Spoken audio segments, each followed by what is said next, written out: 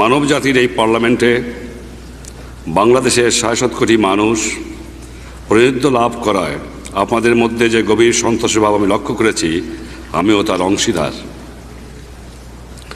বাঙালি জাতির জন্য এটা এক ঐতিহাসিক মুহূর্ত, কারণ তার আত্মনিয়ন্ত্রণের অধিকার অর্জনের সংগ্রাম আজ বিরাট সাফল্য দ্বারা চিহ্নিত। একটি স্বাধীন দেশের স্বাধীন নাগরিক হিসাবে মুক্ত সম্মানজনক জীবনযাপনের অধিকার অর্জনের জন্য বাঙালি জাতি বহু শতাব্দী ধরে সংগ্রাম চালিয়ে এসেছে। তারা চেয়েছে বিশ্বের সকল জাতির সঙ্গে শান্তি ও সৌহার্দ্যের মধ্যে বসবাস করতে। জাতিসংঘ সনদে যে মহান আদর্শের কথা বলা হয়েছে তা আমাদের জনগণের আদর্শ, এবং এই আদর্শের জন্য তারা চরম ত্যাগ স্বীকার করেছেন। এমন এক বিশ্ব ব্যবস্থা গঠনে বাঙালি জাতি উৎসর্গীকৃত, যে ব্যবস্থায় সকল মানুষের শান্তি ও ন্যায় বিচার লাভের আকাঙ্ক্ষা প্রতিফলিত হবে।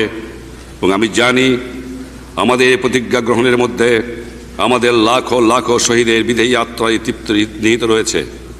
সম্প্রতি গোটা বিশ্বে যে অর্থনৈতিক বিপর্যয় দেখা দিয়েছে, তার পরিপ্রেক্ষিতে একটি ন্যায়সঙ্গত ও আন্তর্জাতিক অর্থনৈতিক ব্যবস্থা গড়ে তোলার কাজে আমাদের আরও তরির ব্যবস্থা গ্রহণ করা উচিত।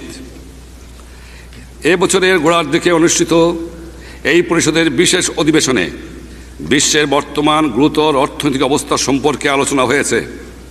আমি এমন একটি দেশের পক্ষ থেকে কথা বলছি যে দেশটি বর্তমানে অর্থনৈতিক দুর্যোগের ক্ষতিগ্রস্ত দেশগুলির তালিকার শীর্ষস্থানে রয়েছে। এই ক্ষতি কতটা গুরুতর আমি সে সম্পর্কে কিছুটা আলোকপাত করতে চাই। যুদ্ধের ধ্বংসস্তূপের উপরই বাংলাদেশের জন্ম হয়েছিল। তারপর থেকে একের পর এক প্রাকৃতিক বিপর্যয়